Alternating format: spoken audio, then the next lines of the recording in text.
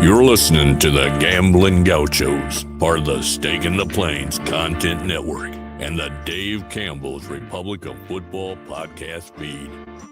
Just a couple of casino caballeros talking Texas Tech, betting on the Big 12 and beyond. Now, here's Kyle Jacobson and Rob Bro, live from the Cardinal Sports Center studio.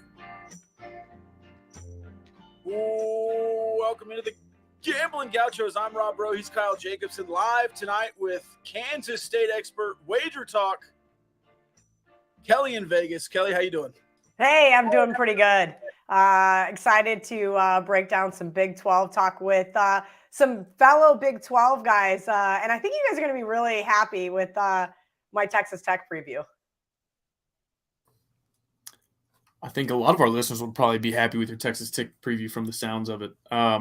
Before we get started, I want to compliment you on your Zoom background. I think we finally found somebody that kind of rivals Rob in that respect. I've just got the backdrop behind me, but yours looks really good. That's funny. I did the green screen from the work from home days, and I just got so irritated with it.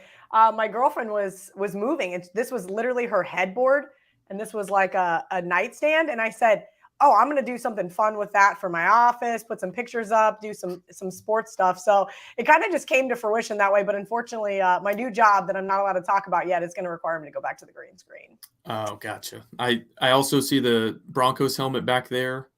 I know a lot of probably Kansans or Denver Broncos fans.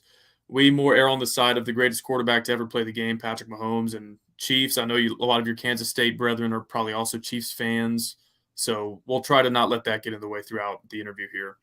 Oh, my Broncos fandom, and I know we're not going to talk a lot of NFL, but I did an AFC West preview last night on Wager Talk, and I just slaughtered them. I said, listen, if Sean Payton can't turn this team around like he did the Saints, they're done for. The Waltons have already made me mad as if last year was not an absolute dumpster fire. So just like I am towards K-State, I am towards the Broncos, and that is absolutely – I'm the toughest on the teams that I care most about. It's kind of like a tough love. And I also think that keeping it realistic in what that team is capable of is very important as well. Absolutely. All right, so we normally do these looking at the coaches, then the offense, then the defense. What are your thoughts on Coach Klieman in year 4, 5? What is he in? Yeah, so Coach Klieman is going to be in year 4. And listen, I think what Coach Klieman was for athletic director Gene Taylor was an absolute godsend at North Dakota State.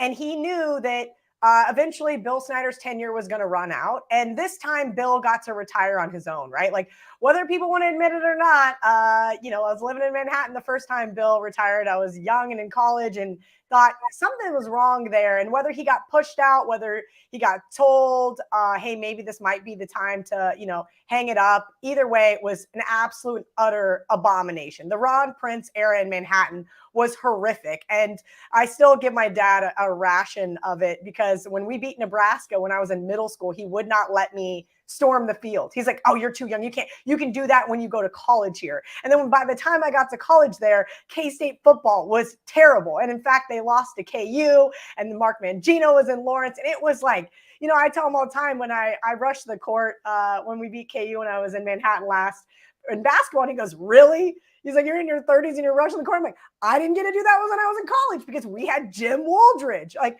I only got 1 year of Frank Martin. And so these kind of moments are far and few in between. But I think that Chris Klieman was an absolute perfect fit. And Gene Taylor knew that.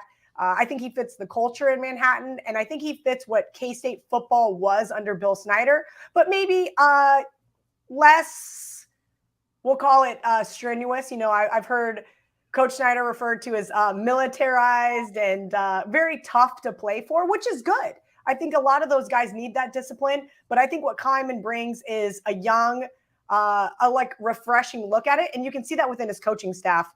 When Scotty Hazelton left for where did he go? Sorry, Michigan State. I lost my train of thought there for a second. I was like, okay, this is not good. Our defensive coordinator is leaving year 1.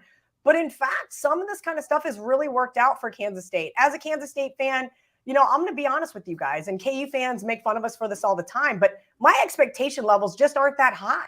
And that's because I grew up with all my family members who went to K-State in the 60s and 70s when they were just so bad that they kind of told me, listen, a 9-win season, we never thought we'd see a 9-win, 10-win season, a Big 12 championship, a New Year's Day bowl, all of these things that I got to experience. And so I think I keep that with a grain of salt. I'm not going to go in and have high hopes like Texas fans do every year. It's national championship or bust. And I think that Chris Klieman can provide that. Now, there was that six win season where it was not a great year. But I think coming into this year, I'm excited for K-State football. But I do think that if you keep your expectation levels normal, then those weird wonky losses that do happen to K-State, Tulane last year, don't hurt as bad.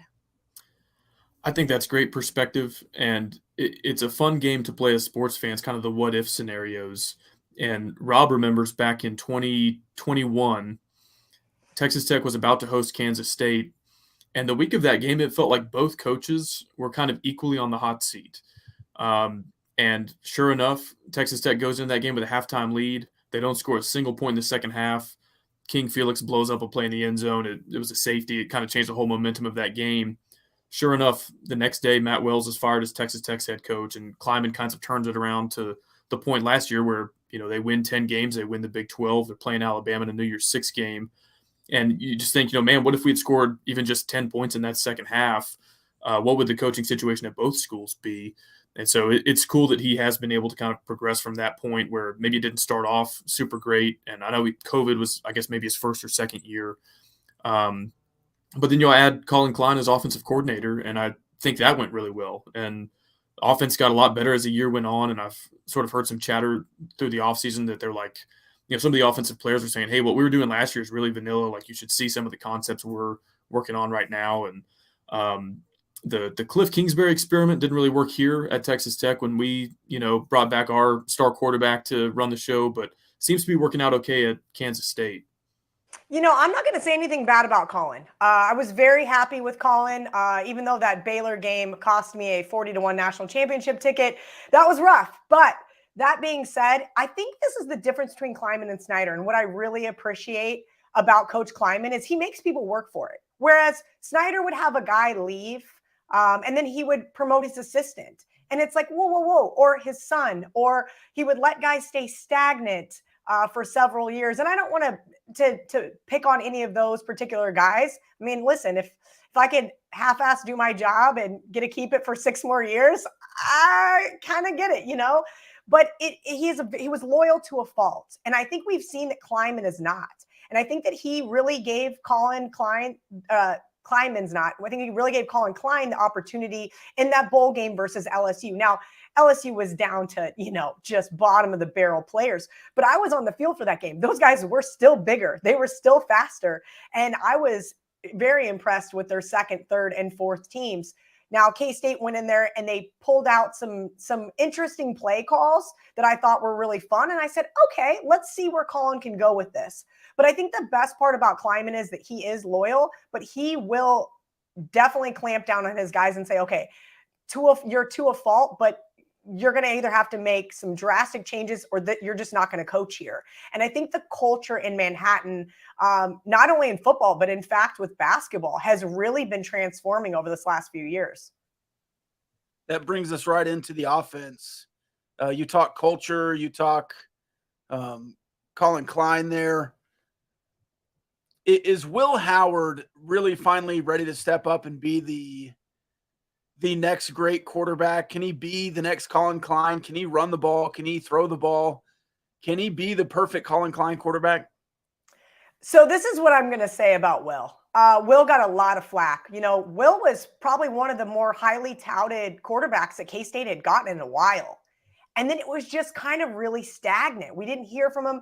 Then we get, Skylar Thompson in the mix. Skylar comes in, is electric at times, obviously was somewhat injury prone. And then Will would come in and it just wasn't there. It wasn't clicking. And nobody could really give me an answer as to why. So then we get Martinez from Nebraska. And I'm like, let's go. This is going to be so great. And he gets hurt. And I'm going, okay, we're going to find out. And you know what I saw from Will? I saw a lot of grit. I saw a guy who's rode the bench his entire career and has still put in the work and put in the time. I think he's got the build. I think he's got the athletic ability. I think he's got the quarterback mindset. I think the only person that was holding back Will Howard was probably Will Howard. And now that that's no longer an issue, I am so excited to see what he's going to do this season.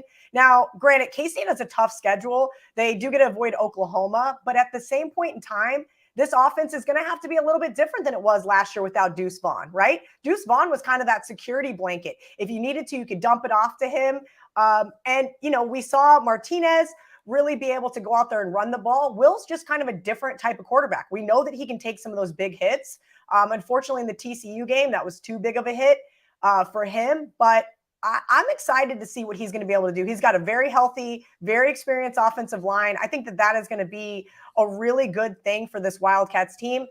Yes, I'd like to see a couple more guys step up in the wide receiver position since, a couple of really key guys have been hurt. But, man, offensively, I think the Wildcats are going to be electric at times. And that's not something I've been able to say since, L. Roberson, Colin Klein. I mean, we're talking 20 years ago that you could call this offense electric. I do want to push back on something you said there. You said Kansas State avoids OU with the schedule. I think really OU avoided Kansas State with the schedule because it's 3 out of 4 for EMAW, if I'm not mistaken. You are correct. I was just trying to give them a little bone here. We don't have to do that. I love playing Oklahoma. And unfortunately, we got to play Texas in basketball and in football in Austin. And we only get one game in Manhattan this next year. And it's not great scheduling wise. I really wish, that the expansion would have went the correct way. Like those guys were already in the SEC. Then we get the new teams in. And I kind of wish they would have stuck to maybe giving us those old rivalries. So unfortunately for both teams, they don't get to play this year, but you're right. I loved getting those double-digit points against Oklahoma, especially in Norman. Yeah, absolutely. That was fun to watch as kind of a neutral third party. I guess not so neutral. I was pulling for Kansas State, but I had to laugh as soon as I came on. You guys with your Wildcats hats on. I was like, yeah. Oh, they just want to suck up to me early. No, we're well, I don't want to say this. I was going to say they're probably our second favorite team, but we also have a soft spot for West Virginia and maybe the Cyclones. So I won't go that far. Oh, poor West Virginia, man. Yeah. Neil Brown. We're not sure if we trust the climb. Not sure. Yeah. We don't trust the climb. Yeah, we had a whole episode on that. We don't have to go there. But the Kansas State offense, you mentioned some guys. My perception of it is they return a lot in the middle of the offense. And what I mean by that is, obviously the guy behind center, Will Howard, Cooper Beebe, an All-American offensive lineman, the tight end, Sinnott. But it's kind of on the exterior, the guys like Cade Warner, Malik Knowles, Deuce Vaughn, some of the speed that could sort of make plays sideline to sideline. Not to say Kansas State doesn't have it, but it's not as proven as it was last year. So who are some names to watch maybe at the skill positions that if this offense is humming next year, we'll kind of circle back to and say it's because of these 2 or 3 guys? You guys can laugh at me because I still handwrite all my notes. It's better for my brain that way. And I'll be honest with you, I do not have a single skill position player written down as a guy to watch. I think that something that Kleiman did that Snyder never did was he had, a closed spring game.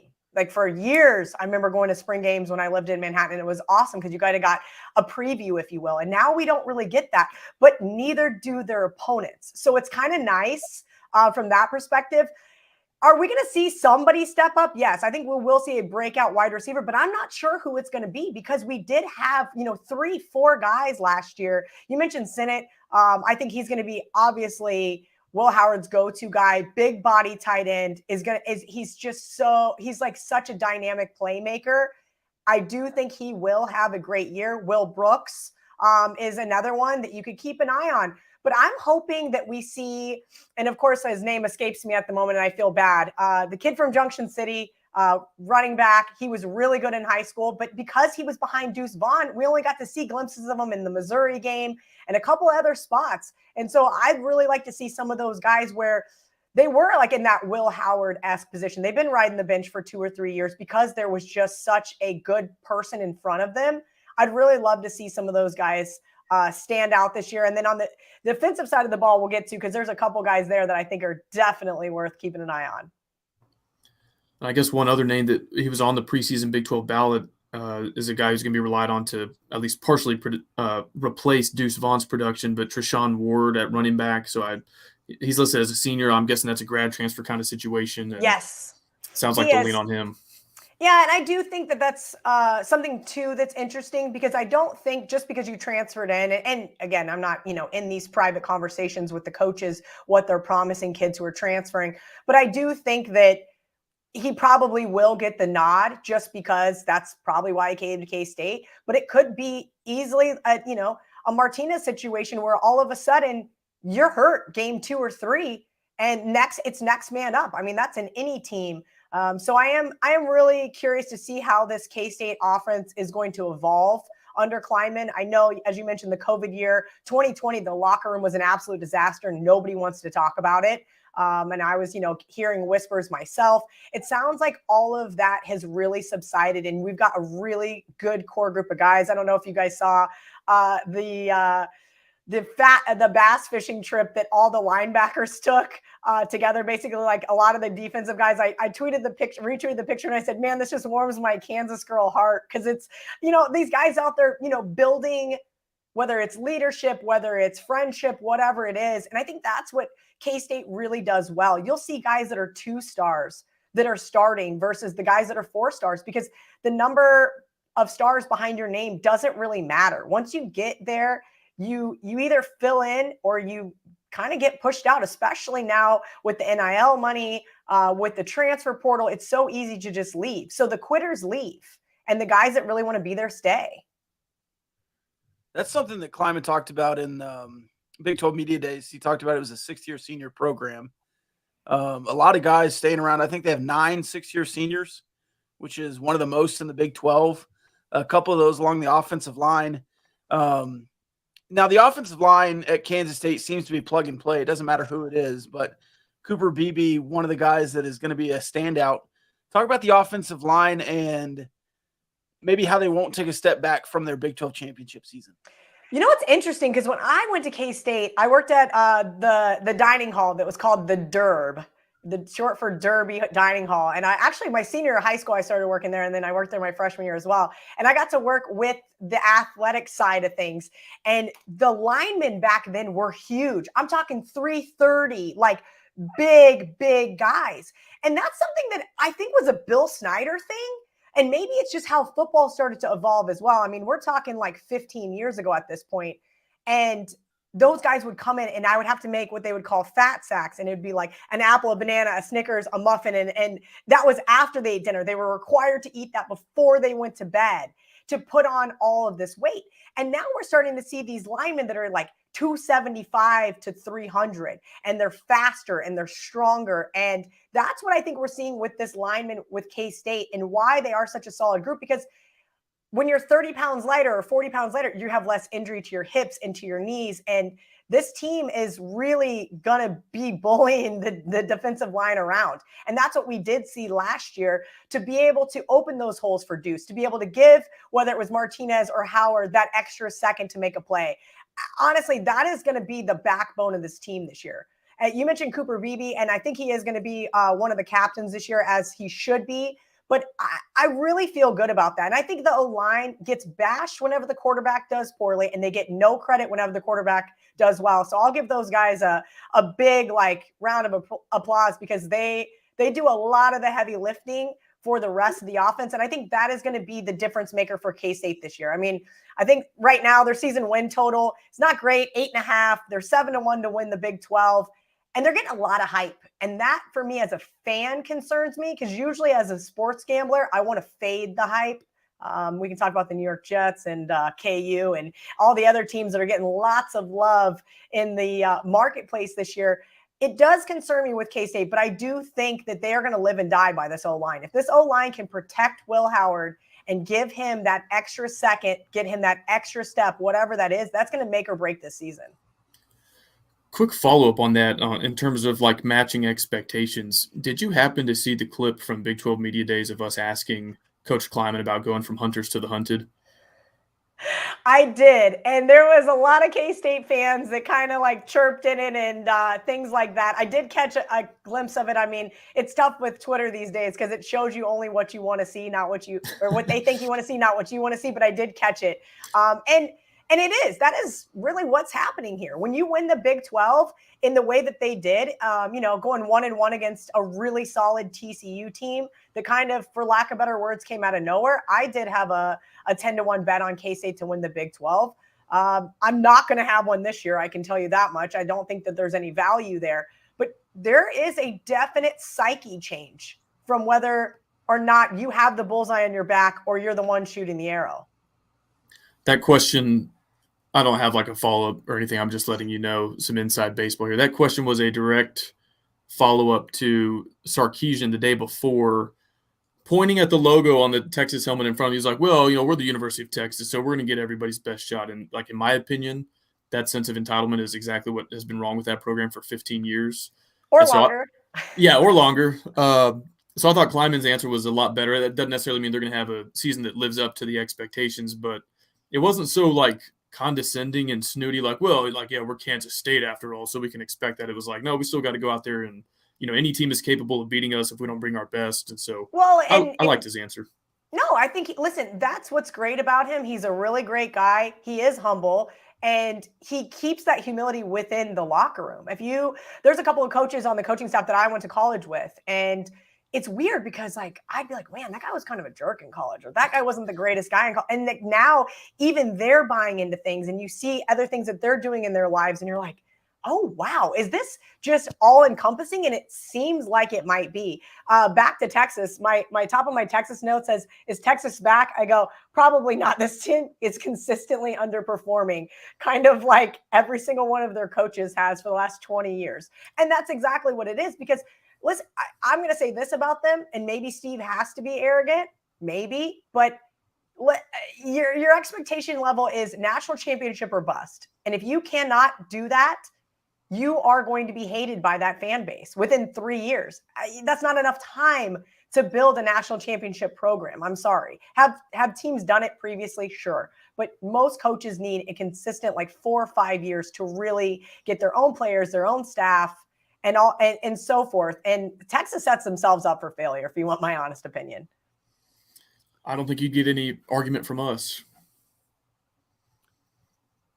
All right, let's move to the defensive side of the ball. You said you had some players listed. Let's start in the trenches. Who do you think will replace King Felix? Ooh, he's not going to be able to be replaced, at least not this year. I wish that I could say, yep, we got next man up, and if you're at an Alabama, you're at a Georgia, and maybe even if you're at a Texas, a USC, there is that next man up. That's going to be a really good question, because King Felix he's in the NFL now, so he's not going to be easily replaced. That being said, I do think the defensive line is got some issues. Not bad, but I think that they're going to have to work through some things. And that's kind of why, if you notice at Kansas State, and this is a Bill Snyder thing, you play those Southeast Missouris, you play those, NIUs, you play those, for lack of better words, very small / cupcakes type schools. So you can start to work out those kinks early on. And I think that this defensive line is going to have some learning curves. And you're right. I don't think the goal is trying to replace King Felix. I think the goal is to try to find the best man on the team for that job. And I don't have an answer for you on who that guy is going to be. I think that there is a real possibility that there's probably 2 different guys that are still fighting for that position and maybe fighting for it leading up to week 1.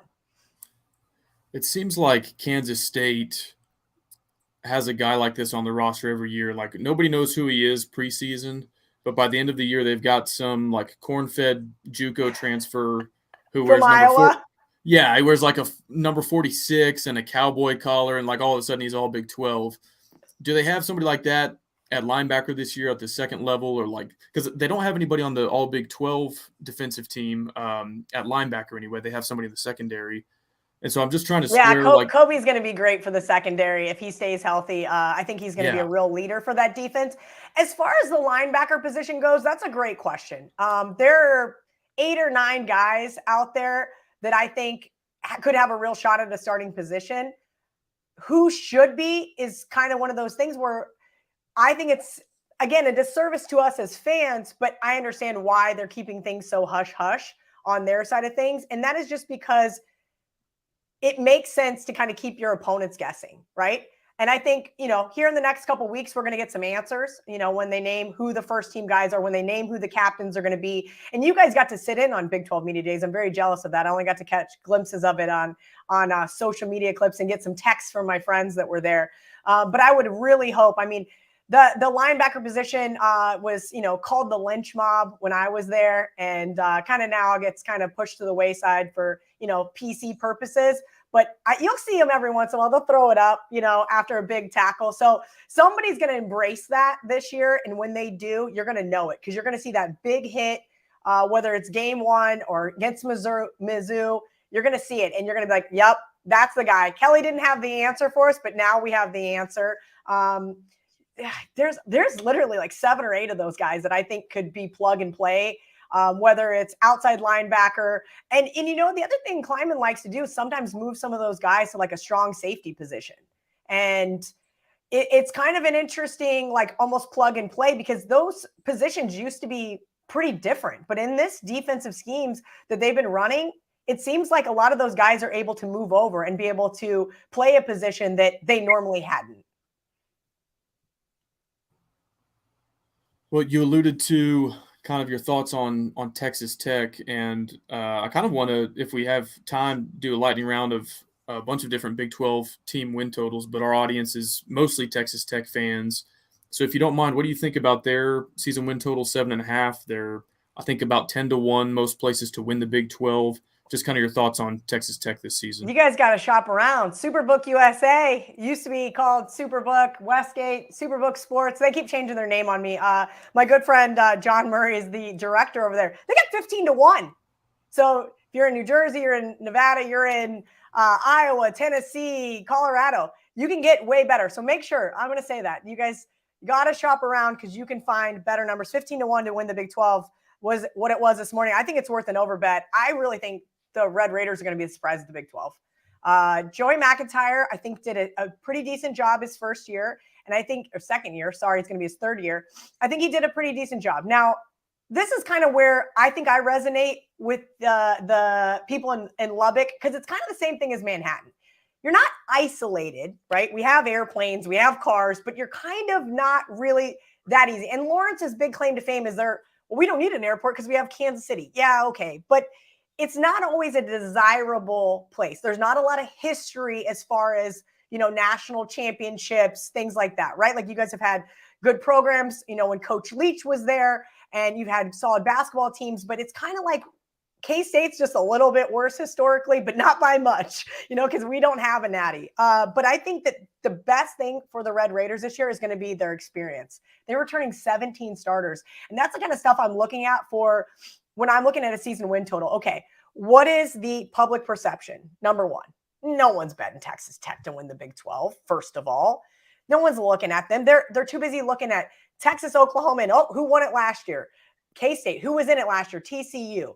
And I'm not high on Texas or Oklahoma this year. I see why they're favorites. I could see Texas winning the Big 12, but that should be the expectation.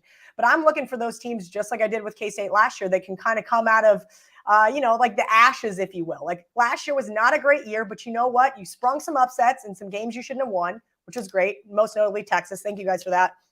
And I think if you guys can beat Oregon week 2, yes, I love a good horns down. If you can beat Oregon week 2, I have you guys as 4-point home dogs, which is wild. And of course, Tyler used to play at Oregon. So he's probably got this one circled himself. I think if you guys can beat Oregon week 2, you guys are going to go over 7.5 wins. I have this team as an 8-win team, 9 wins if you can beat Oregon. And I really think you guys have a shot to at least attend the Big 12 championship. And that's kind of the exciting part. And it's not a downgrade on Texas Tech. I just don't think the 3 at the top, that is K-State, Oklahoma, and Texas, are really as powerful as the number is saying. K-State shouldn't be 7-1 to win the Big 12. Like, that's absolutely absurd. 10-1, 9-1. Texas, what are they, 20-1 to win the national championship? Come on, give me a break here. Like, what are we doing? Well, Sark has a long history of winning double-digit games every season, so who says they can't do it, right? Listen, I think that they can win double-digit games, but let's see. Can they win the game in Tuscaloosa? They're going to be 6.5-point underdogs. No. If you can't win that game in Tuscaloosa, you ain't winning a national championship. Maybe they can. They had an opportunity to spring the upset last year, and I think that was more so they caught Alabama kind of off one of those look-ahead spots, if you will. Alabama, you talk about arrogance. You got to be. I mean, how can you not? I mean, those guys have just been a powerhouse for 20 years now almost. Yeah, but they haven't been good on the road for 3 years, and so that game was in Austin last year. It's in Tuscaloosa this year, so I, in my opinion, totally different. And if Texas does drop that one, they basically have to go 12-0 from that point on to make the playoff. Yeah, and listen, the committee is going to give them that, it was an early season loss, BS, that kind of stuff that I never like to hear, because had K-State beaten TCU, had K-State beaten TCU in November, not only during the Big 12 championship game, and they still had that loss to Tulane, you think they would have let them in the college football playoff? No. Come on. They're not. So it doesn't matter. There's always an asterisk to that early season loss, depending on what your name is prior to that. And they might give Texas a pass. Listen, on paper, Texas has a great offense, whether it's Quinn Ewers, which it looks like it's going to be, or Arch Manning. I mean, they're ready to say he's Vince Young 2.0. I haven't seen enough from him yet to even put him in that conversation. Listen, the kid's going to be great. I think he's going to probably need some time to develop, just like most kids going in, especially in an environment like Austin.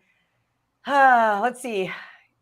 Okay, there's another one. Texas has not won the Big 12 since I was in college. Like, I mean, that's a while. And that is something that we're asking them to do. They're, I think, plus 125. Oklahoma, I'm sorry, Venables is on the hot seat. They've got to win 10 games this year, or they are going to riot in Norman, Oklahoma. Like, they are just going to. And as I mentioned, they're going to miss K-State and they're going to miss Baylor. I liked Dylan Gabriel last year until they got shut out in the Red River rivalry. And I was like, all right, I'm done. I'm done with this Oklahoma team. They are a dumpster fire. That was the worst bet I made last year. But you know what? They're going to be favored in every single game except for against Texas. So that's some of the stuff that I have to look at from my perspective is, what does the math say?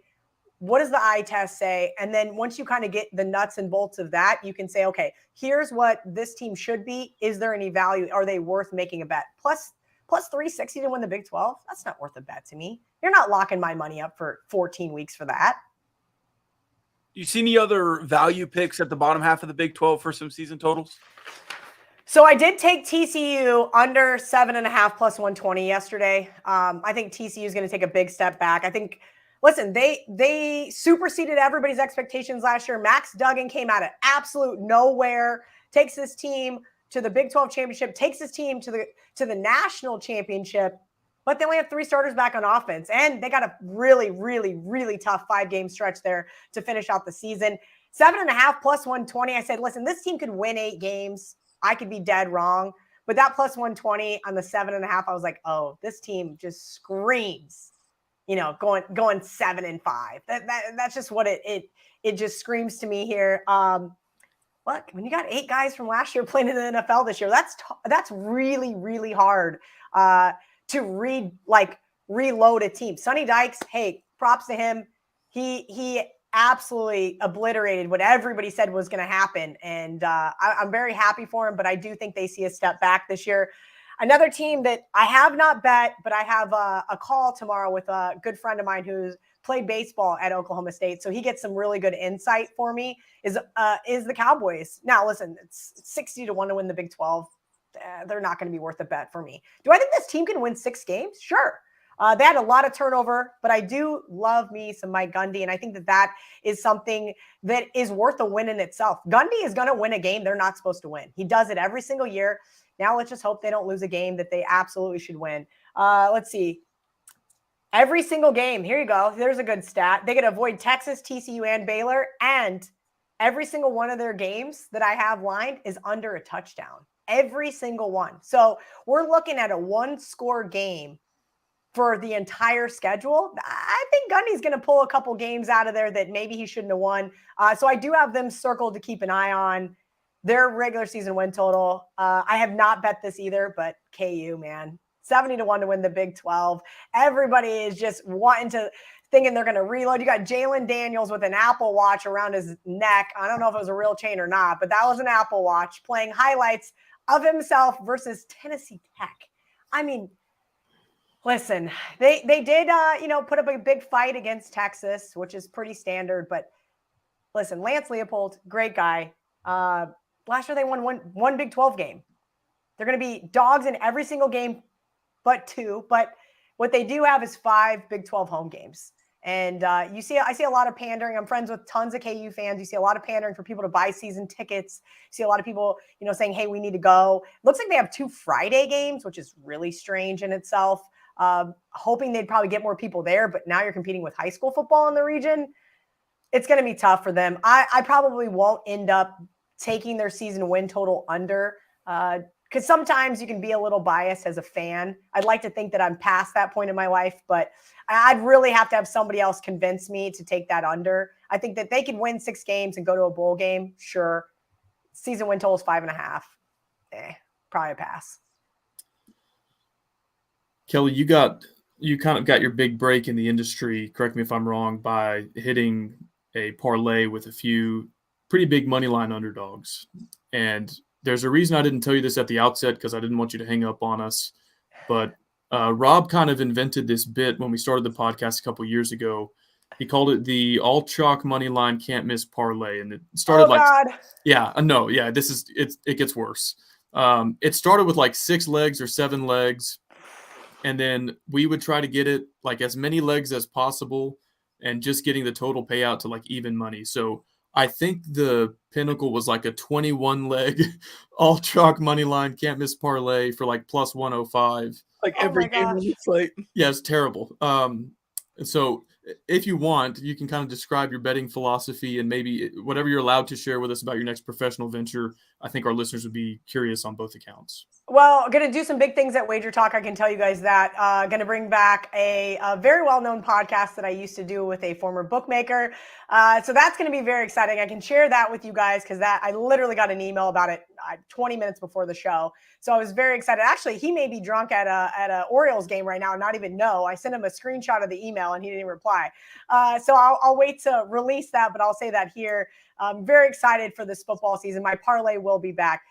As far as my gambling style goes, I think that this is kind of maybe where I'm like in this weird place, right? So I'm a gambler. I've been a gambler since I was a little kid. Like I'm talking rolling dice with my dad. He would play blackjack against me for like my change in my Crown Royal bag. Like he taught me how to play 5-card stud and Texas Hold'em. I mean, I'm like a little kid and I'm over here, doing all this stuff with him, like 8, 9 years old. And, my 21st birthday was on Thanksgiving. So all my friends were with their family. And my dad goes, let's go to the casino. And we went to the Ameristar in Kansas City for my 21st birthday and played blackjack. And it's kind of one of those things. So Vegas just kind of came natural to me, but the sports gambling stuff really didn't take fold until I moved to Vegas. And that's just because there really wasn't that culture where I grew up.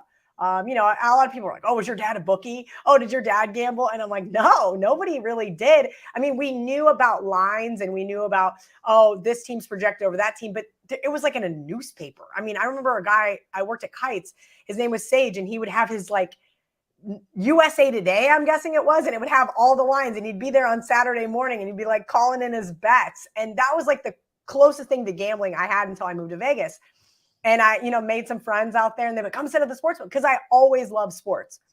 So I think my gambling philosophy really comes from me having to learn the hard way, me spending way, way over my head, not using bankroll management, not being responsible. And so I think that's why I harp on people so much. Like, I don't mean to be like the old Karen of gambling, but I see so much on social media where I'm just like, oh my God, other places where I've been before where guys are laying, minus 10,000 bets, laying 10,000 to win $1,000. And I'm just like, oh my God, because I've seen that before. I mean, I worked in the nightclub industry. There was a guy in Vegas that was giving out those types of parlays. And one of my girlfriends tailed it. And I looked at her and she's like, oh my God, it lost. She goes, these aren't supposed to lose. I go, yeah, well, Alabama does lose. And that was when they lost to Johnny Manziel and Texas A&M. And she was physically ill. They were 14.5-point underdogs. And she goes, you have to help me get my money back. And I'm like, do you know how long it's going to take me to get your money back? Like, if we do this correctly, it's going to take the entire season if you're lucky. And I think that, so for me, I've kind of tried to figure out how I'm going to like still be fun and entertaining, but also like hey guys, this is serious. Like nobody wants to be homeless. Nobody wants to not be able to pay their bills or things like that. And that is the dark, ugly side of gambling. So like my face that I made when you were telling me about Rob's parlay is because of that. I actually created this parlay with another girlfriend because of what happened to my friend that night. And I said, there's got to be a better way to do this. Like we should be looking for big plus money, those big scores, right? So 99.9% of what I do is betting teams against the spread, right? And I've written whole blogs on this. I've explained it and I'm going to do it again to start this football season because there's always new people following along. But I think that knowing that 99.9% of your bets should be straight bets is number one, is key. Number two, if you are betting parlays, you need to be realistic. You're setting your money on fire.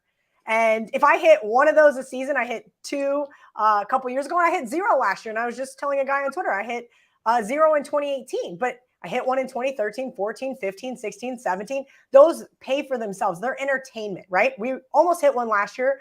Will Levis couldn't get it done for us at Ole Miss, unfortunately, but we had a shot. And Illinois went into, Wisconsin and beat them. Those types of things happen every single Saturday. And that's what I think I am so passionate about college football. So that's really what I'm doing. I'm betting, 3-4 units against the spread. I'm betting a half unit on the money line. And then I'm taking another half unit and I'm throwing it together in like a fun parlay that pays 40-1. And if it hits, awesome. And if it doesn't, it's not going to make or break me over the long term. And I think that everybody's kind of got to establish what they're capable of, right? There's some guys that like will send me 50-cent parlays and, other people are clowning them in the comments. And I'm like, but that's what his risk, that's what he's willing to risk. And I think that that's important, is figuring out how to mitigate your risk like you would a stock portfolio, right? So I opened up my Coinbase and I saw that like something was in the dumpster fire and I was like, God, I just want to hit sell.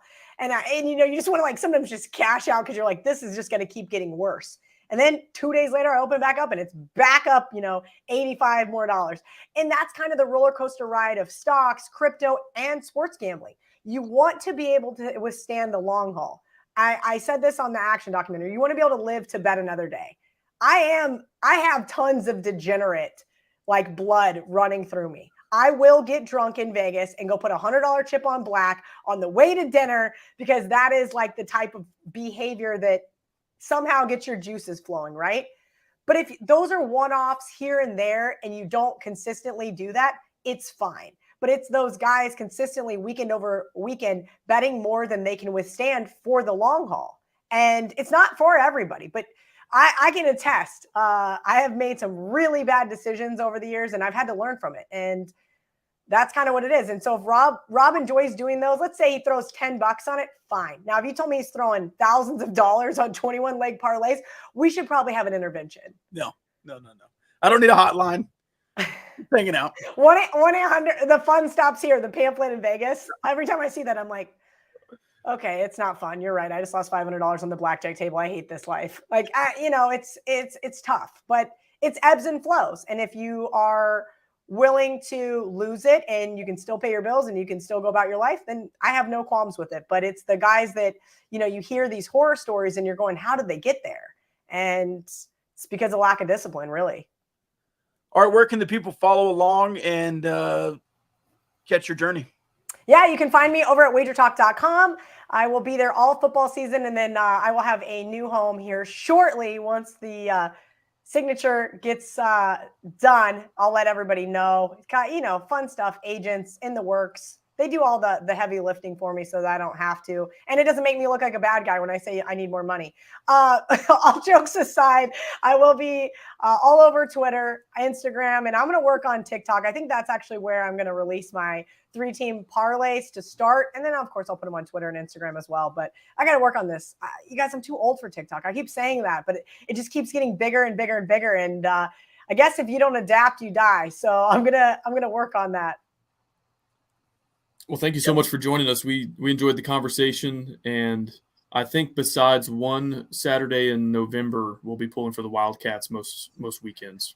I love that, and I'm obviously going to be pulling for Tech at least to get 8 wins, and I may end up sprinkling on them at 15-1 to win the Big 12. It's going to be an interesting year in Lubbock. I'm excited for you guys. Those little like touchdown home dogs, they're just right in my wheelhouse. So you guys will probably make a parlay or two this year for sure. Let's go. We'll Love trail that. it. All right. Thanks, Kelly. Hey, you're Thank very you. welcome. Have a great night, guys. You too. Bye. All right. That was Kelly in Vegas. Hey, by the way, Kyle, we're in the Cardinal Sports Center studio. I didn't say that at the top of the show. You did. Did I? Yeah, it just comes so natural to you. You didn't even realize it. Man, mycardinalsports.com if you want to gear up for the next Texas Tech game, or if you want to go by and maybe check out some Lubbock Matadors gear, or gear up for the next Air Raiders game, which is going to be on Friday because they won in round 1. They sure did. And I want to talk about that. But real quick, while it's top of mind, something Kelly mentioned while we were just chit-chatting back and forth before recording was that she's a huge fan of Rahino barbecue. She said, like, I go to Lubbock every year just to get Rahino barbecue. So she knows, and the people know. At Rahino BBQ on social media, RahinoBBQ.com. They're back up and running as of July 21st. Tomorrow. Yeah, tomorrow. Okay. So head out there to Olton. Tell them the Gaucho sent you, and they'll say, sweet. And that'll be the end of that. But also, if you're making plans to come back to Lubbock for football season, make sure you make time to have some Rahino barbecue. You will not be disappointed. It is the best barbecue in West Texas. Oh, Daniel brings up a good point. At Cardinals, you can go to the Joey McGuire signing next week. Boom. We'll talk about more of that on Sunday. I think I'm going to try to go to they're serving food this weekend, and then I guess the market opens next Wednesday. I'm going to try to go down there for the market opening. I think that'll be a good time for Rahino. We're mixing ad reads right now. I wish I could be there. You can just come down, man. We'll see. Fair enough. A Wednesday it might be difficult. This isn't an ad read, but shout out to Big Hen. I'm sure he's loving this episode. He loves when we talk about Kansas State and other Big 12 schools. So Chase says he just got here, start over. Well, we cut loose the guest, so you'll have to re-listen to her before. She did say Joey McIntyre once, but honest mistake. McGuire, McIntyre, same thing. She at least knows about him. She didn't get the name right, but she's familiar with what he's doing in Lubbock, and that's the important thing. Yeah. And she's betting on Texas Tech, which we love to see. I'm not sure how I feel about this Barbie thing that Collier made for us. What's funny is it's absolutely the opposite. Well, he got the meme backwards too. I think you're supposed to start with Barbie. Yeah. Or well, what I'm saying is I would be the one to buy the Barbie ticket, and you'd be the one to watch a historical movie. Yeah, probably so. Anyway. With your Wikipedia fascinations. Have you read up on Oppenheimer or Project Manhattan? No, whenever there's like a documentary or a movie, I don't want to have it spoiled by reading. So I do my reading binge after watching the movie or the TV series, whatever media I'm consuming. I did a school project on the Manhattan Project in like 5th grade. But Emilio, is there an Emilio in connection to the Manhattan Project? You tell me. You're the one who did the 5th grade school project on it. A long time ago. Yeah. We're running up on 20 years probably. Longer than that. Good grief. Long time ago. Not Estevez. No, Slimson. Not Emilio Estevez. Emilio! All right, what are we doing? Is the episode over? Are we doing some more? We doing a mailbag? No, we have a hodgepodge. Okay. We got basketball scheduling. Are you hearing the echo? No. Do you listen to our episodes after they're... No. You should listen. Is anybody else hearing an echo? It's on like Apple Podcasts whenever we post an episode. Well, to the Dave Campbell's Republic of Football. Republic of Texas rolls off the tongue so easy for me. I'm going to butcher that if you let me do it. So I should let you do the Dave Campbell's, but I ruined that enough. But anyway, Dave Campbell's Republic of Football. Have you finished The Quarterback yet on Netflix? I did today. I finally finished it. Very good. That 8th episode, all about Patrick Mahomes, and they stuck that Kirk Cousins singing bit into the middle, but it was a good time. I also thought it was funny. He was so mad about not getting invited. Well, why would you not invite the Vikings to the NFL honors? You didn't I catch don't know. that I don't know ball? what the normal criteria is. Well, seemingly, if you have the biggest comeback ever and you go 13-3, you probably get an invite if you're Kirk Cousins. Did you agree with everybody else that watching that made you like Kirk Cousins more? Yeah, I'm pretty indifferent on Kirk Cousins, but I have a new respect for him that he goes out there. I thought him moaning that entire game when he hurt his ribs was annoying, but when you hurt your ribs, it's hard to breathe, and I get it. It's just mic'd up moaning was a little annoying. As somebody who roots for the Vikings, my takeaway wasn't like, oh, wow, that was – everybody watching was like, oh, wow, Kirk Cousins, that's awesome. But I didn't get that vibe, so I don't know what I'm missing there. Well, you already knew it, I'm sure. You'd already followed and been around it and watched the press conference, and I think it was just new for a lot of people. Maybe. And I'm sure a lot of people are, especially around here, excited that he's a Christian and family man and all that stuff. Let's talk about Patty Ice. Patrick's got a mouth on him. Only between the white lines, though. Only between the white lines, yeah. Interesting. And while there's time on the clock. When there's time on the clock, yes. He's very respectful after the game. He calls the quarterbacks yes, sir, and dog. I noticed he didn't drop a dog to Tom Brady. Just did the yes, sir.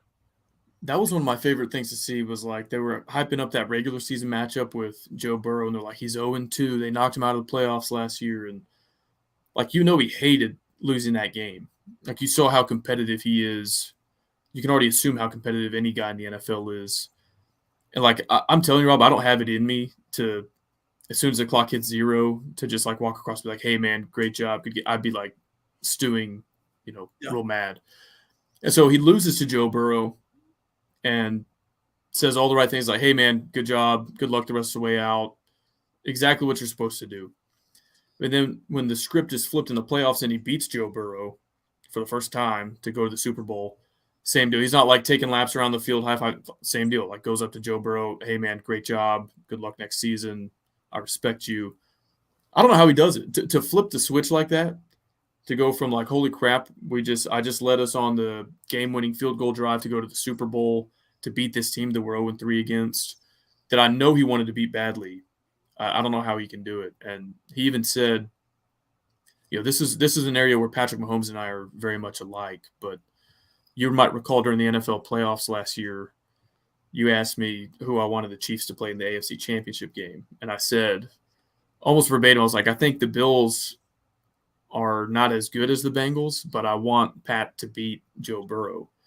And his dad asked him the same thing the night they got home from the divisional round. He was like, who do you think is going to win? And he was like, I think the Bills will win. He goes, but I want to play Joe Burrow. And so, I kind of figured that was his mindset, but that he like said that on camera, I thought was pretty, I don't know, just kind of being willing to put it out there. Joe Burrow was a little rent-free there in the middle of the season. Kind of, but dude, that montage they showed of like the Cincinnati mayor, like, oh man, it was bad at the time, but looking back, you're like, why did y'all poke the bear like this, calling it Burrowhead, and like, I'm formally issuing a proclamation as the mayor of Cincinnati that a paternity test must be issued. I'm like, guys, like, do this after the game if you want, but I don't know what the hell you think you're doing, pissing off the greatest player who's ever laced him up like that. And it's just corny. All of it was corny. Yeah. But is what it is. It happened. So yeah, so that was cool. Mariota just kind of like pieced out for about 3 episodes there. And the Vikings lost. I forgot he just left the team. Yeah. Yeah, I'm going to go after Vikings lost in the first round, so then it was just all about Pat. What else did they – oh, so Pat and Max Crosby was funny because, they're in the same division, so they play twice. And we saw that clip on social media before watching the series of – it was just Mahomes throwing the touchdown to Kelsey. but you get a little more context in the TV show, and I guess we'll offer a spoiler alert here, but like all game. Well, let me actually backtrack a little bit further before I say this. I have a newfound respect for quarterbacks getting hit in general, and I was one of those fans that, and I do think they go overboard sometimes, but on some of these roughing the passers, I'm like, what is that? Like, we're just playing football here. But when you hear those hits mic'd up and you see how defenseless they are when they're in the throwing motion or having just completed the throwing motion, you're like, yeah, like that's extremely dangerous if they just let these guys get bulldozed like that. So anyway, Max Crosby doesn't get called for roughing the passer on any of these, but he'll just like screw with Mahomes after the play, just like shove him, give him like a little. Mahomes called it a punch. It's not like a close fist punch, but it's sort of like jabbing him. And Mahomes like turns around, he's like, "Come on, dude!" Like, and he says, "He's like, dude, I put up with a lot, but like, don't do that shit." And so anyway, they were. I guess there was a late hit in that first game. No, maybe it was the same. Yeah, it doesn't really matter.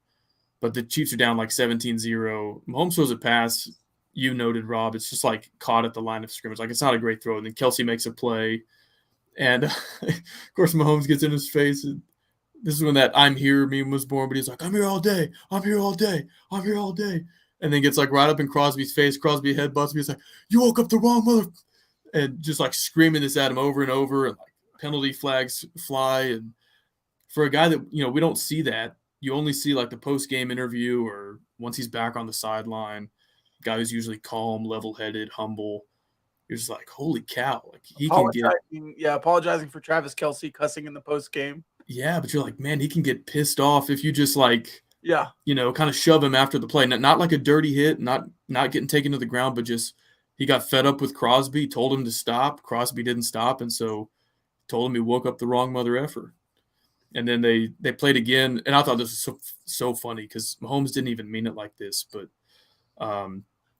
this was when Crosby got penalized. He like hit him in the helmet as he was trying to like swat the ball or tackle him, and they called a flag. And so after the game, Mahomes finds Crosby. He's like, "Hey man, like all love, good game, like no beef," and he goes, "Have a good off season," or like enjoy the off season, and he meant it sincerely, like because it was week 18. Crosby's like, thanks, man. Like, yeah, and it was just like a legitimate. Hey, the Raiders aren't going to the playoffs, so like enjoy the offseason, get healthy. But yeah, that's what like fans say to each other when you knock somebody out of the playoffs. Like, oh, enjoy the offseason, Cancun on 3, and so it was like very subtle. He wasn't trying to do it at all, but I thought that was really funny. My favorite line besides anything from Patrick Mahomes was Kirk Cousins in the 33-point comeback against the Colts. I think it's 33-0. And coach is trying to talk to Kirk Cousins, and Kirk's like, not having it. He's like, hey, man, don't get frustrated. Kirk rips off his helmet and goes, oh, I'm getting frustrated. Like a movie line. Oh, I'm getting frustrated. But he quoted Margaret Thatcher, like episode 1. He was like talking about learning how to take criticism. He was like, there's this quote I love from Margaret Thatcher that, if my haters saw me walk on water, they would be mad that I can't swim or something like that. So yeah, I don't know. Kirk Cousins, I sort of got this vibe watching the Vikings last season with Kevin O'Connell that he was kind of, I don't know, that he talks to these adults, professionals like a high school coach. And, just like all these stupid cliches. Because I sympathize with Cousins there. Like, we're down 33-0. Don't come tell me, like, hey, man, go give it your best and, like, one play at a time. And, like, I know the coach speak. That doesn't help me in the moment.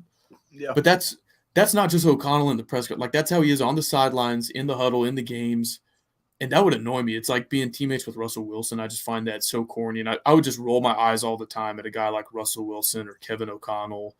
And so I don't love that since that's the team I root for. Like, I wish I could vibe with the coach a little bit better.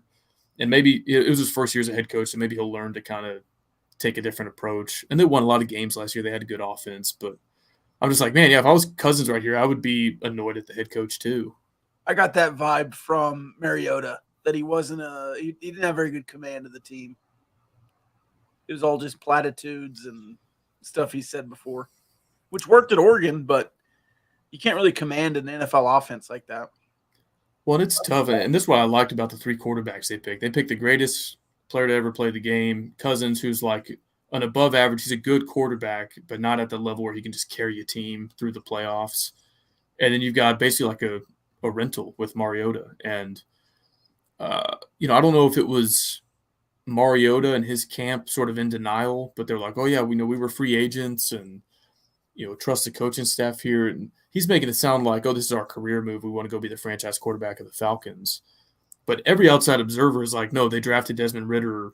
They're going to play you for 10 or 12 games, see how it goes, and then bench you, unless y'all are in the playoff hunt. And that's exactly what happened. And he seemed caught off guard by it, but it's like, dude, I mean, everybody outside your bubble knew that was going to happen. Yeah. And so I think it's hard to have command of the team when, like, everybody knows that. So I don't really fault him for that. It's really just kind of the circumstance he was in. But I liked him a lot, too. I thought he's always been kind of a quiet, maybe shy, awkward guy. But I liked his foundation work. And, even though he had no ties to Atlanta, it's like as far as he can get from home. Like, he still wanted to do the foundation work and, like, give back to the community, even if he was only there for 1 year. So I came away from it liking Mariota a lot. Yeah.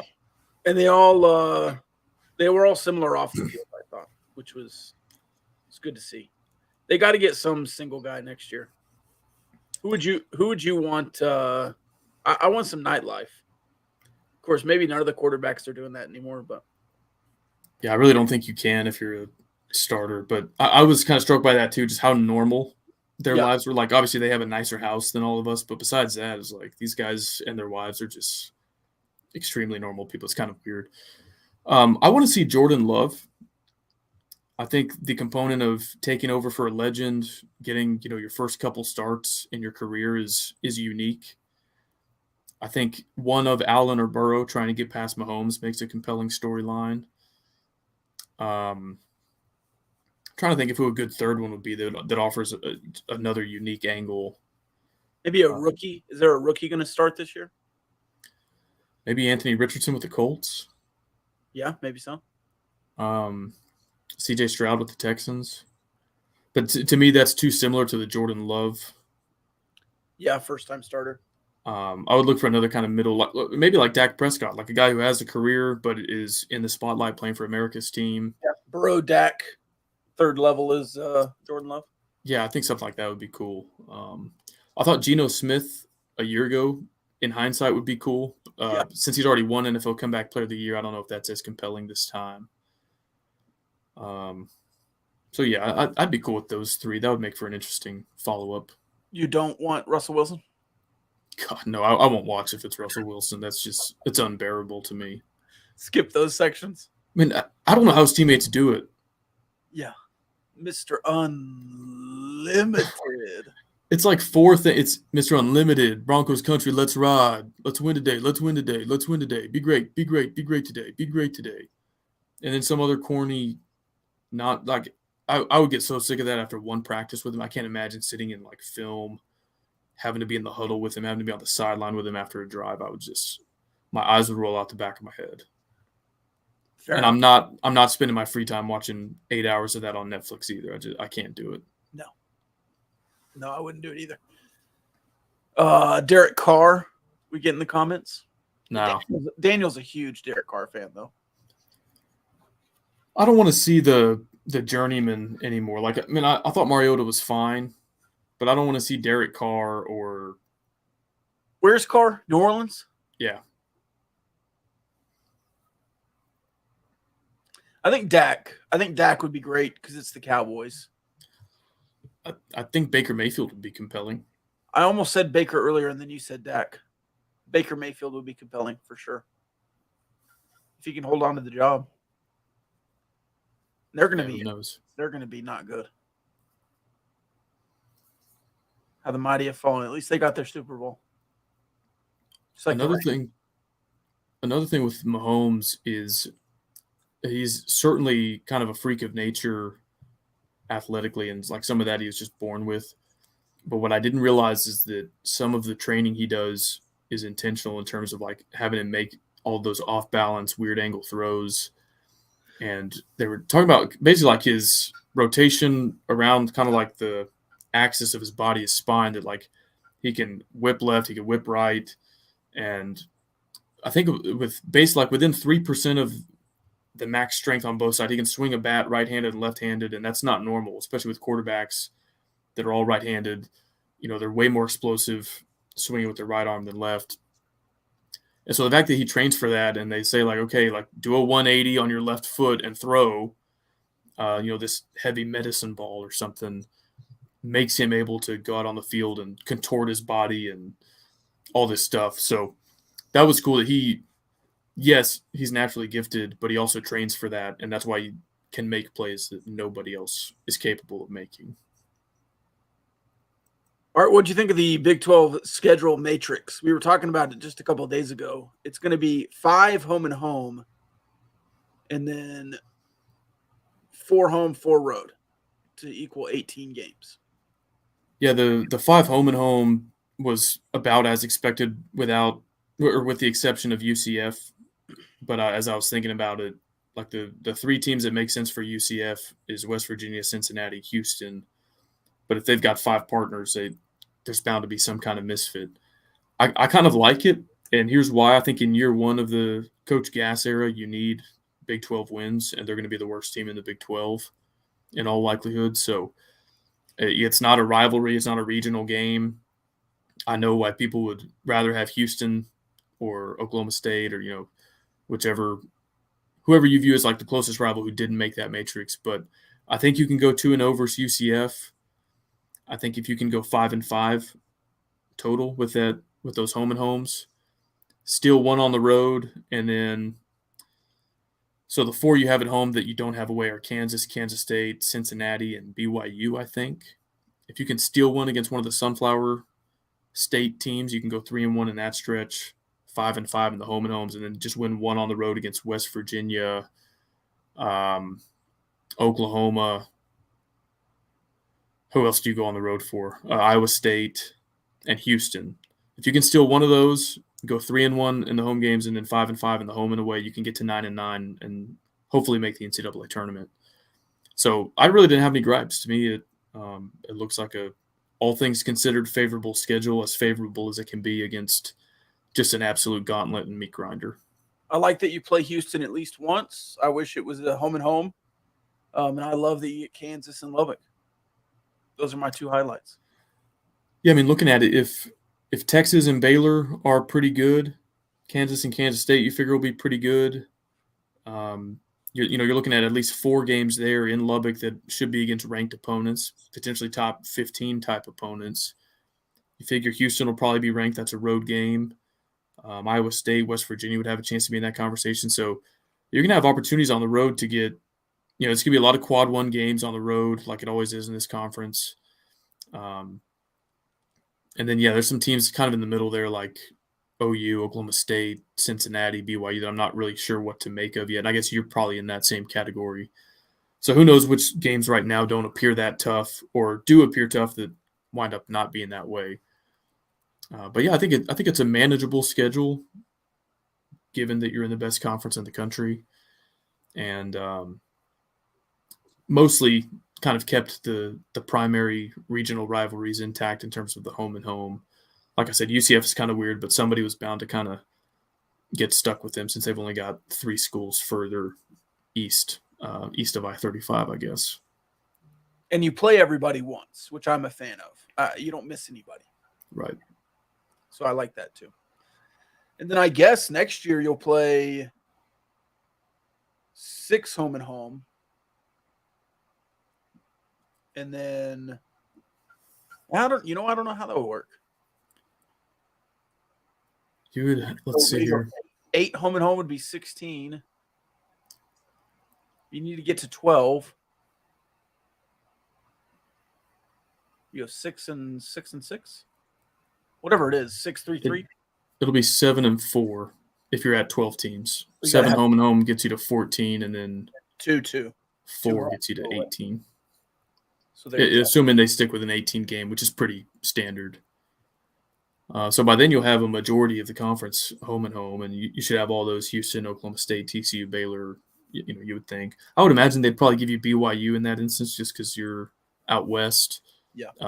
Like you're more likely to be BYU's home and home, then UCF, they're not going to make them travel all the way out there. So, And I guess that would be on a 2-year rotation.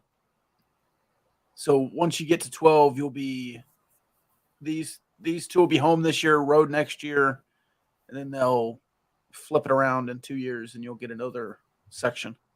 yeah, so you would still, even if like Kansas isn't part of your 7 protected, you would still go to Allen Fieldhouse, and they would still come to Lubbock every other year. Yeah. And then the next year or the next 2 years, they might be one of your protected ones. Oh, you think they'll switch that up? Yeah, maybe so. I would prefer that. Of course, with more expansion, you never know if you're going to have, I don't know, Colorado or Yukon or Arizona in the mix in the next 3 years anyways. Right. That would make it really fun. Yeah, absolutely. And you see how you can schedule with 14. And if this is something you want to do and you have 14 teams still in 2 years, then you go right back to this and it's manageable. All right, what other hodgepodge do you have over there, Kyle? Can we talk Air Raiders? I do. I also want to talk about football prospect who committed, I think the day we recorded our last episode, previewing Baylor with Shahan Jayaraja. Didn't get a chance to talk to him, or talk about him. But I think it's worth mentioning the 2024 recruiting classes. It seems like they're putting the final touches on this. You might have room for a couple more guys. But the defensive back room, I think the 4 or 5 guys you've gotten are all 6'1", 6'2", or 6'3". And you added another one of these guys. His name is Malik Escara out of Killeen, 6'3". And I'm going to give some context to these times, but just like James Blanchard likes, he's a track guy. Last season, so when he was a sophomore, spring of his sophomore year, he ran a 14.37 110-meter hurdles and a 38.6 300-meter hurdles. Now, Killeen Shoemaker is his high school. They're 5A here in the state of Texas. I'm sorry, I misspoke. This was his junior season. He's about to be a senior, so this is his junior track season. He ran those times. At the 5A level in Texas, only 2 juniors ran a faster 110-meter hurdles time than Escara. And same with the 300 hurdles. He was the 3rd fastest guy at 5A among juniors in the state. But here's the kicker. He's young for his age. He basically should be a sophomore. And so if you ran these times as a sophomore, I don't want to misspeak, so let me look this up. But he would be like one of the fastest guys in the country with an all-district football performance in a 5A district in Texas and with 6'3" measurables. So I think if he were a sophomore, he would have been, I don't know, probably a high-end 4-star prospect as a safety. So he's probably not getting the credit he deserves here just because he's young for his grade. But seems like the prototypical athlete that they're courting, that we're going to get you on campus, we're going to get you to the right weight, and after a year or two of development, you're going to be ready to fly. So he was 15 when he ran these times as a junior. Should have been a sophomore. That would put his 110-meter hurdles time in the top 15 nationally. That's public school, private school, 1A, 6A, doesn't matter. One of the 15 fastest sophomores in the country, 110 hurdles. Top 5 in the state of Texas. Same deal. Any classification, 1A through 6A, private school. His 300-meter hurdles time would have been the 13th best nationally for sophomores and 3rd best in Texas. So he's not going to turn 18 until he is on campus for a week his freshman year, which is a full year from now. But I'm super excited about this guy. Like we talked about Michael Dingle, Justin Horn, 2 track stars that play inside linebacker, and you put a guy like this in the secondary. And they've recruited speed at several different positions, but I am just jacked to see these dudes 2-3 years from now, when you put all that speed and development together, put them on the field on the same defensive unit, what that could look like. It gets me really excited. Is there like when you're looking at track numbers, is hurdling like directly compatible to what you do on the football field? Because it seems like they're going after hurdlers a lot. I think so. I mean, I think that there is value in recruiting straight line speed, but I think there's limitations to that. A lot of guys are track guys that don't really – it doesn't translate to football. But hurdles require so much coordination and athleticism beyond just the speed. Like you have to time it. You have to have good form. Obviously, it's a bit of a run and jump kind of. So I think, yeah, they've gotten a lot of guys that are like triple jumpers, high jump, hurdles. So I do think a guy that is a good hurdler exemplifies the straight line speed that just a flat sprinter would, but also kind of demonstrates some of that coordination, flexibility, agility. That, yeah, it's like hard to look at that event and say, oh, that's not going to translate to football, because football is all about kind of cutting, agility,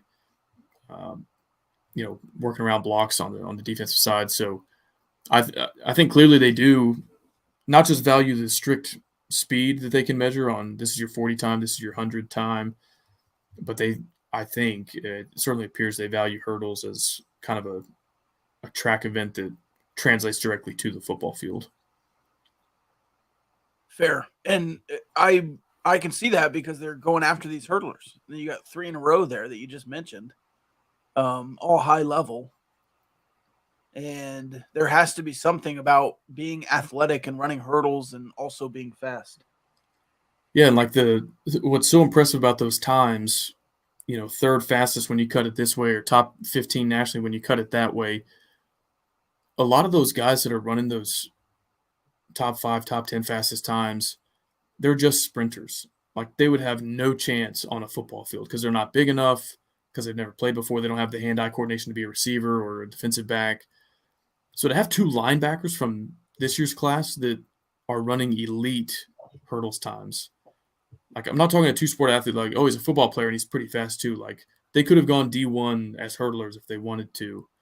And Dingle did. Yeah. But like, again, this kid was 15 and was an all-district football player at the 5A level, and he's 6'3", and if he wanted to, he could be a D1 track star, like at the Power 5 level. So I think sometimes coaches get fascinated with speed and they reach on track guys and try to make them football players.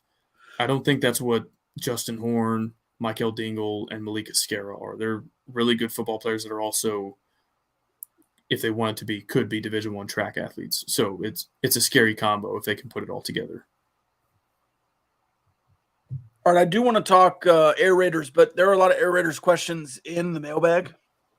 So I think we can pull some double duty there. Okay. You ready for it? Yep. All right, let's do the mailbag. So the Diversified Lenders mailbag brought to you by Diversified Lenders. Turn your accounts receivable into cash. I won't play the bed because Kyle hated it. I was gonna say, are we already giving up on that? Well, you didn't like it. I'll have to redo it. I didn't say I didn't like it. I just thought it might have been a little bit long, but you didn't think so. No, I didn't. I'll play it. Okay.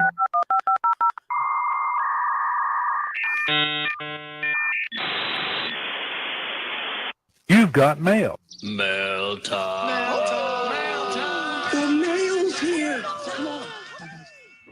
I found these in my mailbag. Well, it's time to reach into the old mailbag here.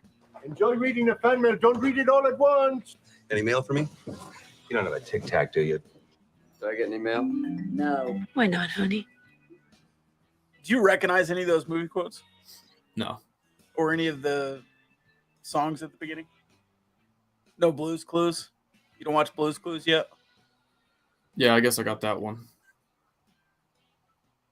Oh, we got a boo from the audience? I'm sure it's directed for me. Yeah, I'm sure it was. Did you look at your watch to time that? No, I don't know how to time on the watch. Okay. I thought you were looking at your watch to time it. You don't know how to time on your watch. What kind of watch do you have? A timer. What? I don't have like a timer I could say that took 14 and a half seconds, or at least if I do, I don't know how to use it. It's a digital watch? Yeah. First question in the mailbag. According to a reliable source, last time athletic supplier negotiations came around, Nike was not interested in supplying to Texas Tech. If you are Kirby Hocutt, what are your major from Nike or Adidas? You cut out a little bit. If I'm Kirby Hocutt, what is your major selling point to elicit a competitive bid from Nike or Adidas? I think the Adidas one is really easy.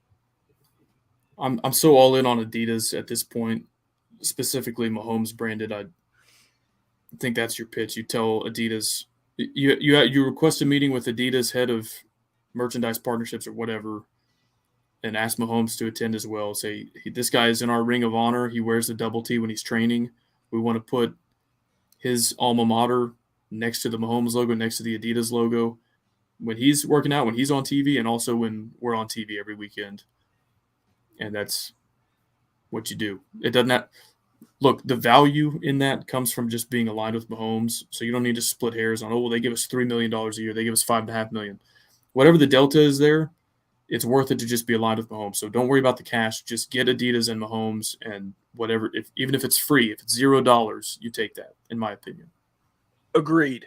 And the golf stuff you could do with Ludwig Aberg on the tour as well. Yeah. Makes sense. It tracks. What's your favorite minor league baseball promo that you've attended? Have you attended some minor league baseball? Yeah, but not for a special promo. Being in Lubbock, you don't have the opportunities. I've gotten some bobbleheads. Got a Saudi's bobblehead here. That's one of them, Taylor Trammell.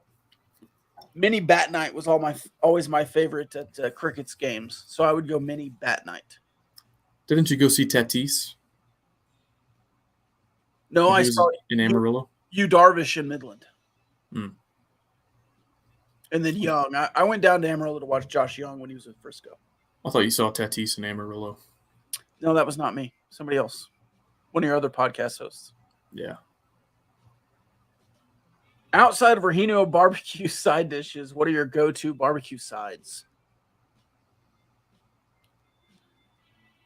I like a good loaded baked potato salad. I like homemade mac and cheese with barbecue. Yeah. Mac and cheese is a great one. Are you a corn on the cob guy? Nope. Not a corn guy in general? Corn's okay. But not on the cob? It's probably the least convenient way to eat corn, so no. Well, it's not about convenience. It's about delicious. It is very much about convenience. And you're out on elote as well, even if it's in a cup? Yeah. Doesn't move the needle for me. It's got mayonnaise in it, so. I know you're not a big mayonnaise guy. No thanks. If I was doing a corn dish for barbecue, it'd be cream corn. Green chili cream corn. At Rehino. You can add any 2 players from the Air Raiders to this year's team. Who are you picking? Tariq Owens. 100%. Maybe John Roberson. John Roberson, the guard. Talk all the time about how being old is a good thing in college basketball. He's 34, so he's like 2 players out there. Yeah. I'd have to think about this. Well, honestly, Davide, just a good catch and shoot guy would.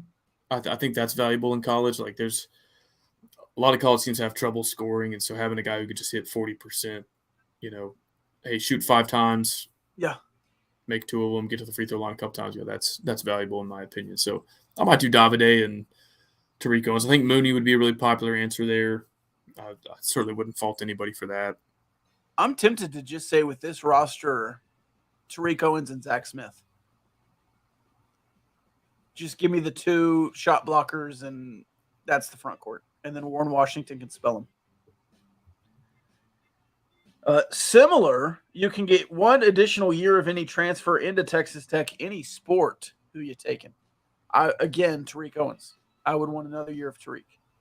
Yeah, he's such a unique player. It's hard to go with somebody besides him.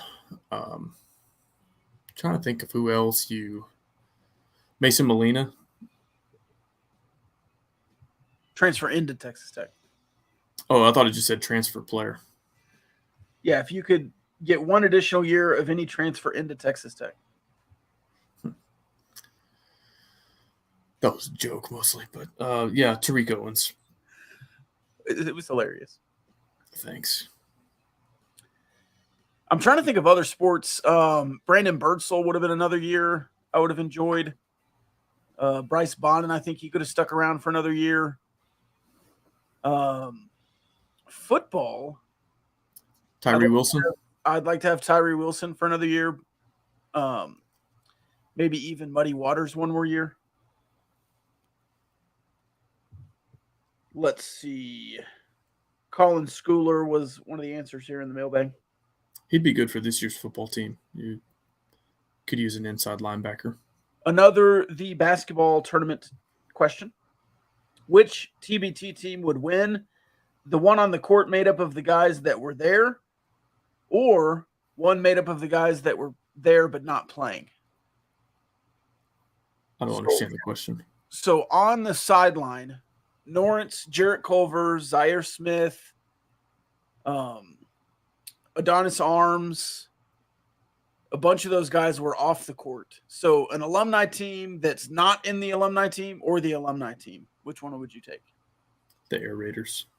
I would take the team that's not able to play because Jarrett Culver, Adonis Arms, Norrance. Now, Tariq Owens, I think, is the best player for this kind of thing because he's a great shot blocker.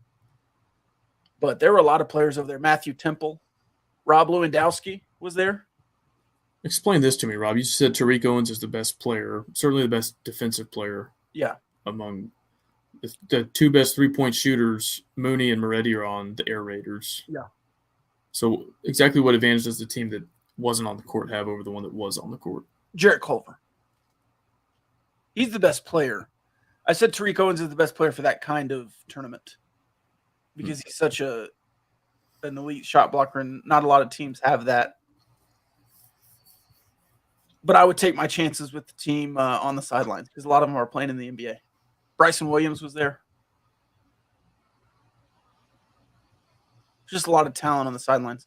I think the point is you could have two the basketball tournament teams and be good, and that's just outrageous to think of 5-6 years ago. They should just load up on one team, though, and make a super team so we can win this thing. I think there's some rules on NBA G League contracts that you can't be in the basketball tournament, which is why Adonis Arms and Jarrett Culver and Norrance Odiase and a bunch of those guys aren't on the team. All right, final question. Is the yearly UT hype from the media just a massive scandal to bait people into betting the over on their win total? If so, how many episodes will the next Netflix series have about it? Is there some kind of conspiracy theory? I don't know. I guess I kind of disagree with I don't know. I'm not going to say that they're like back, but 9.5 is, I mean, they'll lose in Tuscaloosa. It's really a matter of like, will they win or will they lose 2 Big 12 games after that? I mean, they don't have to leave the state of Texas except once or twice. So I don't know. I don't know how I feel about Texas yet. I need to do more homework. I just need to see them play a couple times. I need to see them against Alabama. You talk to me at halftime of the Oregon game to talk about Oregon. Well, talk to me about at the end of the Alabama game about Texas. I'd feel better if they had Hudson Card. I know you would. No, I know that's not a joke to you. That's just funny. That's not to me. That's like statistically he was a better quarterback. And I've seen footage of Quinn Ewers throwing for like 38% in an entire game. So I know there's hype. I think their team might be good. Like they've got a good offensive line. They've got a good tight end. They've got a good receiver. They've got good defensive front. But I don't know if their quarterback can complete a pass or not. I know he's the highest ranked prospect ever and all that crap, but like I saw him play football games last year and it wasn't very impressive. Fair enough. All right, final thoughts, Kyle. Yeah, do you want to give a shout out to Barnett, Howard, and Williams? I would love to, but you always do it and you know what to say. Barnett, Howard, and Williams, bhwlawfirm.com. I always want to get to these earlier, but I don't want to like interrupt the guest. If you make a bad parlay bet in Vegas and need to get your money back, you will not win that lawsuit, but you can still retain Barnett, Howard, and Williams for your legal services 3 double Texas Tech grads. They're based in Fort Worth, but handle cases all across the state of Texas. You know what? You shouldn't be betting anyway if you live in Texas. So Barnett, Howard, and Williams will come to get you if you wager in the state of Texas. Probably not. I don't think they do that. No, I don't think so. If they sponsor a sports betting adjacent podcast, they probably don't do that. Unless that's like the greatest business pipeline ever built. It's like entrapment. They know who our listeners are, and then they go sue you for betting in the state of Texas. No, they don't do that. They do criminal defense, catastrophic injury, Title IX student litigation, one of the only law firms in the state of Texas that is certified for that kind of work. So they hope you never need them, but you have somebody strong in your corner. If you do, Barnett, Howard, and Williams, bhwlawfirm.com. See, the YouTube comments agrees with me. I'd rather see Card at the end of the year, too. I think he's saying on the Texas Tech perspective. He had one bad pass against you last year. Last Sunrise is a new name. Welcome in. Welcome to the show. Hope you stick around, comment some more. He airmailed one pass that Reggie Pearson picked off. Besides that, if I were a Texas fan, I would have no gripes with how he played in that game. Do you want me to pull the numbers so people don't think I'm an idiot? Because this is absurd. No, I'm going to. It's Okay. too late. While you're doing that, if you're still watching, smash that like button, hammer that subscribe button, follow along with us here on YouTube. If you're listening to the audio version of the podcast, you can always find our replays on YouTube, though we do enjoy you listening on the Republic of Texas. Sorry. See, you did this to me. The Republic of Football Texas podcast. That was still not right. See, you did it. You put that in my head. I'm blaming you. Oh, Mitchell's in town too. What's up? What's up, Mitchell? All well here. Except now we're going to get some Hudson Card truthing here. So it looks like Quinn Ewers attempted 300 passes, Hudson Card 100. So not an equal sample size, but I think they're both significant. Hudson Card completed 69.5% of his passes, Quinn Ewers 58. That's a huge difference, by the way. Yards per attempt, Quinn Ewers 7.4, Hudson Card 8.6. 8.6 is pretty elite. Touchdowns to interceptions, Quinn Ewers 15-6. We'll call it 3-1, roughly. Hudson Card 6-1. Quarterback rating, Quinn Ewers 132, Hudson Card 158. But I'm crazy for thinking that Texas would be better if Quinn Ewers gets hurt to have Hudson Card, a statistically better quarterback, come in versus a true freshman who's never played before. Nobody said you're crazy. You scoffed at the notion, Rob. I scoffed because you even brought it up that it just was funny. I was it was a laugh. I mean, would you rather have Donovan Smith on this team than not? I'd rather have Baron Morton come in second. That's not what I asked. Would you rather have Donovan Smith than not? Yes, I would rather have him. And I'm so sure Texas I would feel fans- better about Texas if they had Hudson Card for when Quinn Ewers continues to complete below 60% of his passes or gets hurt. I'd rather throw Hudson Card in there than Arch Manning. Do you know where Hudson Card went? I think he's at SMU. No. Where did he go? Purdue? I thought he went to Purdue He might. Oh, dude, he'll kill it there. with our friend of the program, Graham Harrell.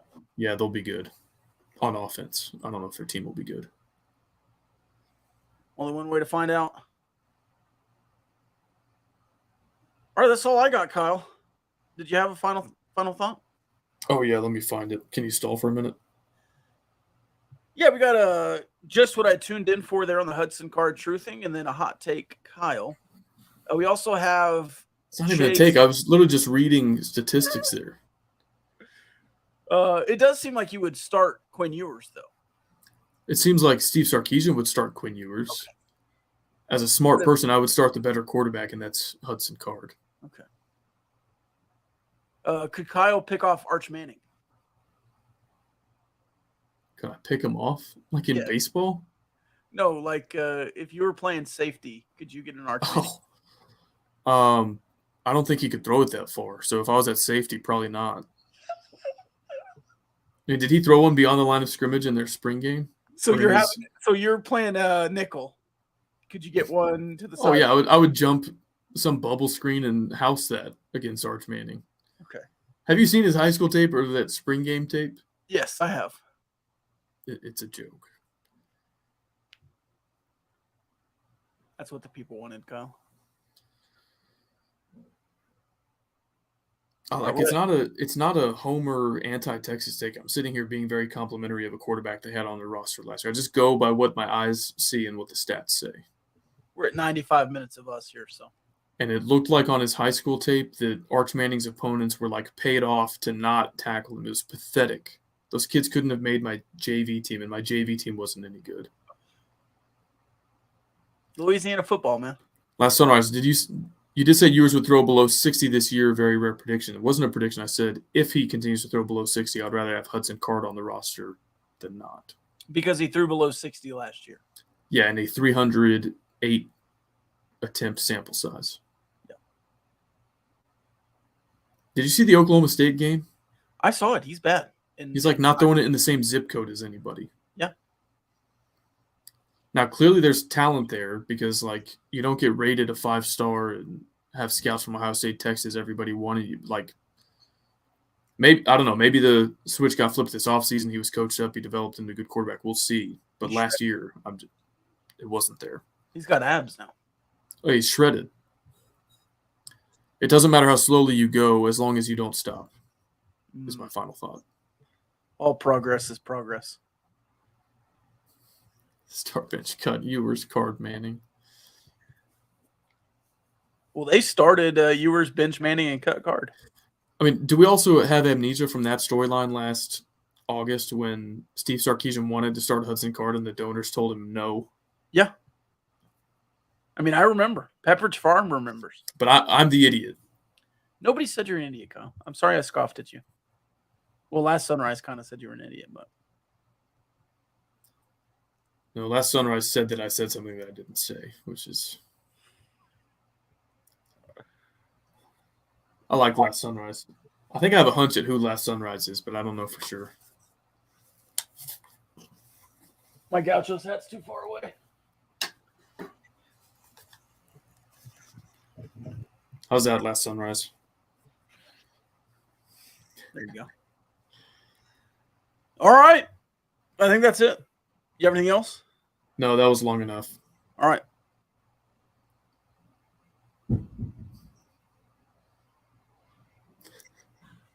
Love y'all.